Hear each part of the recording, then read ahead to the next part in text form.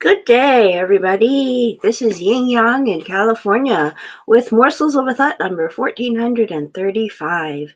Today it is Friday, Financial Focus Friday, and we've got Victoria Rader's Prosper Me, the 35 Universal Laws to Make Money Work for You. And we are going to read in chapter 26, The Law of Consecration. The Law of Consecration. Consecrate all that you are and all that you have to your divine source. The law of consecration is a phenomenal way to accept genuine prosperity in your life. Hold on a second.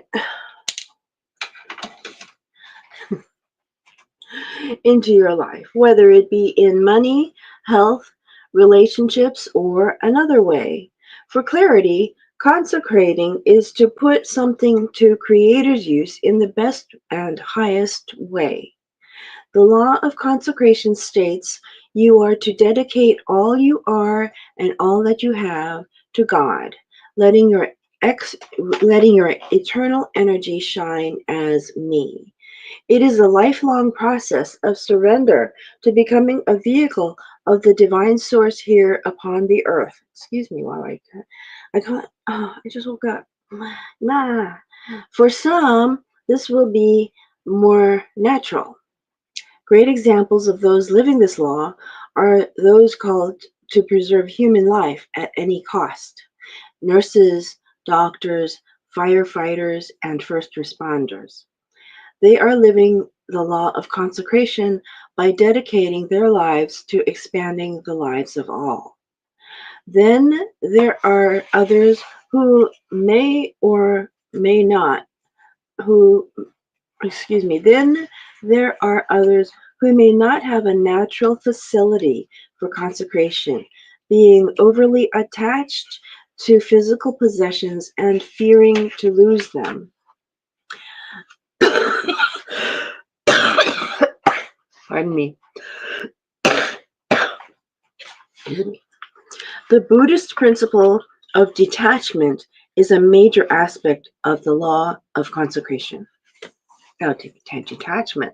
Ooh, don't get me started on attachment and detachment. Well, unhealthy attachment, here we are, to anything or anyone can cost one a loss of life. In his book Money Master the Game, Tony Robbins wrote about Adolf Merkel. In 2004, Adolf Merkel was the 94th richest man in the world and the richest man in Germany. His net worth was 12 billion. He owned the largest pharmaceutical company in Europe. In 2008, Merkel decided he wanted to bet on the stock market a bit. Since he expected Volkswagen shares to go down in value, he decided to bet on those shares, thinking they would decrease in value. However, Porsche bought Volkswagen, and instead of the shares going down, they went up. Merkel lost $750 million overnight. In addition, he had some large loans and he needed a lot of cash to pay them off. In 2008, the world was in a recession, so banks weren't lending anything to anyone. What did Merkel do? Look for new forms of finance, cut back on expenses, sell some of his companies at a loss? No. When Merkel realized he'd lost $3 billion and was no longer the richest man in Germany, he felt he'd failed his family. He wrote a suicide note and walked in front of a speeding train. Sadly, a few days later, his family found out that the loans he'd applied for had come through, saving his companies. I want you to pause and consider this for a minute. Merkel started with $12 billion and lost $3 billion. He still had $9 billion left, more than most of us will ever see in our combined lifetimes. There is no room for judgment here. It is very easy to look at Merkel and think that he overreacted, but anyone could have done the same. It doesn't matter what we go through in life or on what scale it is happening. People can be driven to suicide because they're so attached to their possessions, property, or titles that when they lose them, they feel their life has gone with them. We want to disassociate any forceful energy of having everything that matters to you taken away, from your family to your physical possessions. This is not what the law of consecration is about. Consecration is not about losing or having things taken away from you. It's about reclaiming life fully by surrendering it to God. In Christ's words, whosoever will lose his life for my sake shall find it. That's by Matthew 6, book 16, chapter 25. Wait, chapter 16, verse 25. This law is a higher law of belonging through free and joyful surrender to oneness. We all live as one vibrating energy of life through endless individual expressions. Consecrating does not mean taking away from someone or not caring for your individual possessions. The law invites you to care for all aspects of life as if they belonged to you with the same care and attention. In a way, this law upgrades the golden rule of treating others the way you want to be treated, the platinum rule of treating others the way they want to be treated, to treating others the way God would want you to treat them. This process of expanded awareness opens you to the highest divine guidance. You are asking for the divine love to express through you in the most meaningful, impactful, and prosperous way for all involved. And at the same time, you are letting go of anything that could stand in the way of you expressing this love. When you practice the law of consecration as described, you will feel an expansion of freedom because you understand that in the eternal sense, while you possess nothing permanently, you belong with and through infinite prosperity. The greater our attachment is to the need to possess, the less freedom we have to be abundant. The higher our detachment from the need to possess, the greater freedom we have to thrive. When we dedicate ourselves to constantly tuning in for the best and highest way to treat all, we are tuning in to divine guidance. Let me pull this up a little further because I keep on thinking that. Excuse me. Being open to divine guidance means we are open to all the infinite possibilities and ideas coming from the very source of all possibilities. God's currency is ideas, not money. Our actions toward these ideas is what brings us financial prosperity, practical financial prosperity. And the process always starts with being open to receiving greater inspired ideas. Grateful detachment is very different from not caring about or not being a good steward of your abundance, which we examined in earlier chapters. It's a fully freeing realization that you're not in control of the molecular structure of your body, let alone anything else you think you physically possess. Once you understand this, you let go of unhealthy control, which clears the way for abundance. The law of consecration removes your burdens because you give them over to the divine source and increase the possibilities in your life. The first step toward consecration is the ability to let go of your attachments. The more attached you are to physical things and the resulting controlled outcomes, the less free you are to receive abundance. Releasing attachments allows you to know who you are without constricting your issues and the material possessions holding you down. You're dedicating yourself for your burdens to be lifted. You're dedicating yourself to the space in your heart to be empowered.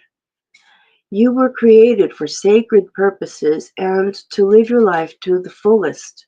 The law of consecration invites you to discover this purpose and to dedicate your life to fulfilling the measure of your divine creation.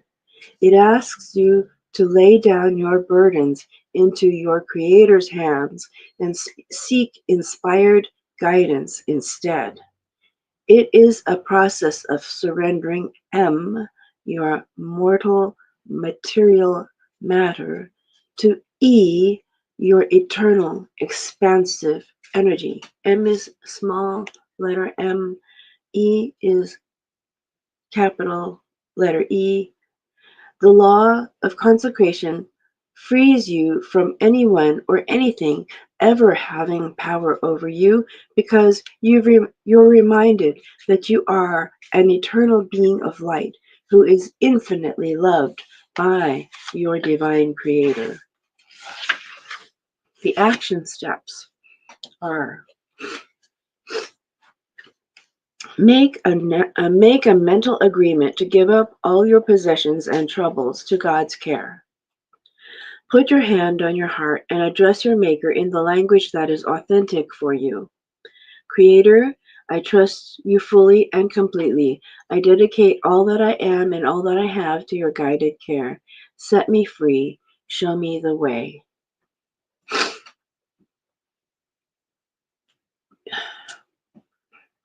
Creator, I trust you fully and completely. I dedicate all that I am and all that I have to your guided care. Set me free. Show me the way. Whenever you feel overwhelmed financially, emotionally, or physically, go through a small verbal ritual of surrendering your burdens, dedicating your successes, and seeking divine guidance. Say to yourself, I surrender my burdens to God and seek God's strength and guidance now. And then further expand the law of consecration by affirming the activation below daily until you feel immense peace in trusting all of your outcomes to God.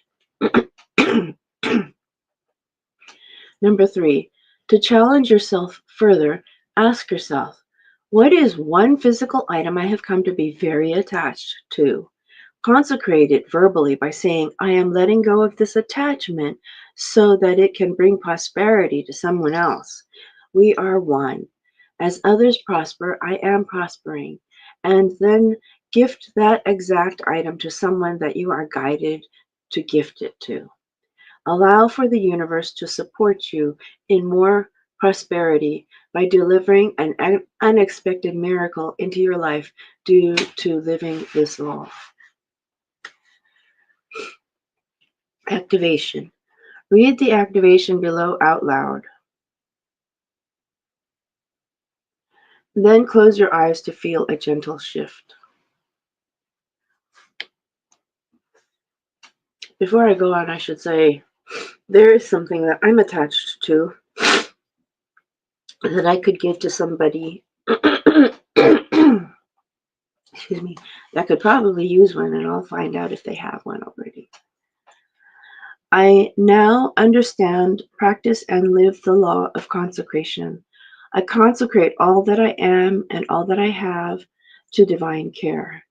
I consecrate all the good to be expanded and all the bad to be resolved. I let go of my financial worries and trust the Spirit of God to comfort, lead, and guide. I got this. I am me.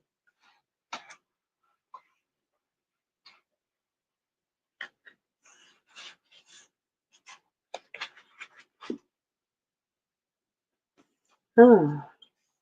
It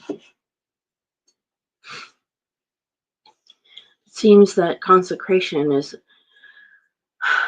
it's a hard concept for me to muster.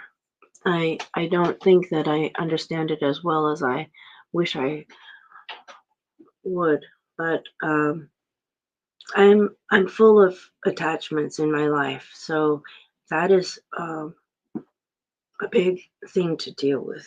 And I think I'm going to read this chapter again today. So, okay. um, that's what I'm going to do today. Okay. So I want to say, um, I hope I was on time today. I really, really tried to be sure I was on time. I actually didn't wake up until very late because I was up late last night. And when I say I was up late last night, I mean I was up until 5 o'clock at night. Um, and then I met with a friend. And then I was up until 7 o'clock at night. So that's very unusual for me. Pacific Standard Time. I'm usually asleep by 7 o'clock. So anyway, I hope you guys have a great day. My whole purpose is to give you morsels of a thought of wisdom, which I bring to you from those who are wise, who are wise and who are wiser than myself. And then I hope that you have a wonderful day. And when we have a morsel of a thought of wisdom, we have a chance at doing the right thing. Because one of the things that, excuse me, knowing the right thing to do is wisdom. Not all wisdom is knowing the right thing to do, but all of doing the right things, all of knowing the right thing to do is wisdom. And doing it is actually virtue. Not all of virtue is doing the right thing, but all of doing the right thing is virtue. So if we have a chance at making this world more full of virtue, then I've come to take my place in the world. Okay, old Kinderhook. Bye bye. Oh, by the way, sometimes you see a thing on my finger, on my F finger. It is not a ring. It is something called it's something to hold my finger up. So, and not because it's my F finger, but because if I bend it, it hurts like crazy. And right now I'm okay. So, okay.